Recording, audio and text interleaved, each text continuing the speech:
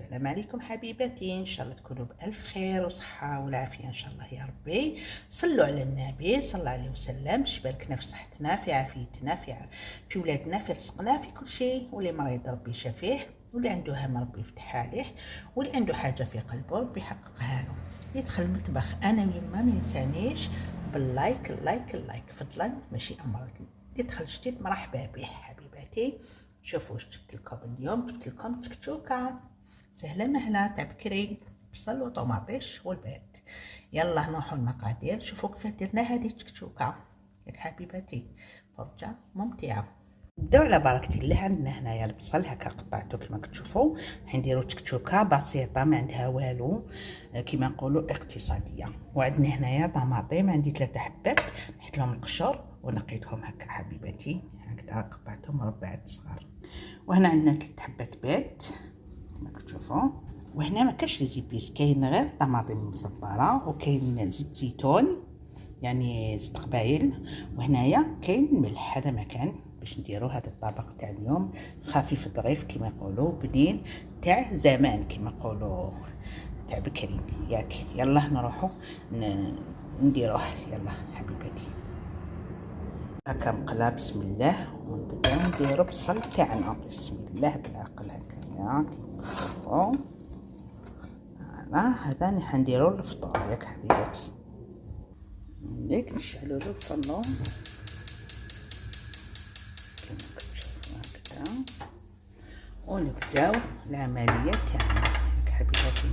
نديرو له زيت زيتون كاش 4 غارف تاع العشا هكايا هكذا. ونديرو له مغرفه تاع قهوه هكا تاع الملح. بسم الله. ومن بعد ندوقو على حسب الذوق، ما تكتروش ياك حبيباتي.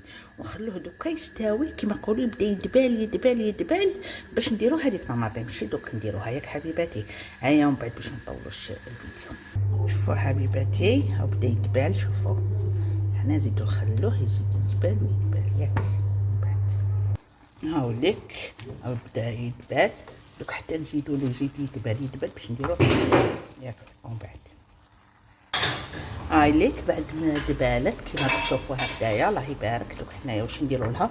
نديرو الطماطم تاعنا بسم الله هكذا، ونخلوها تستوي تدبل هذه الطماطم ياك حبيباتي. هيا من بعد دوك نديرو طماطيش تاع البيض. بسم الله. ندير 2 معالق كبار ياك حبيباتي، نخليها تستوي.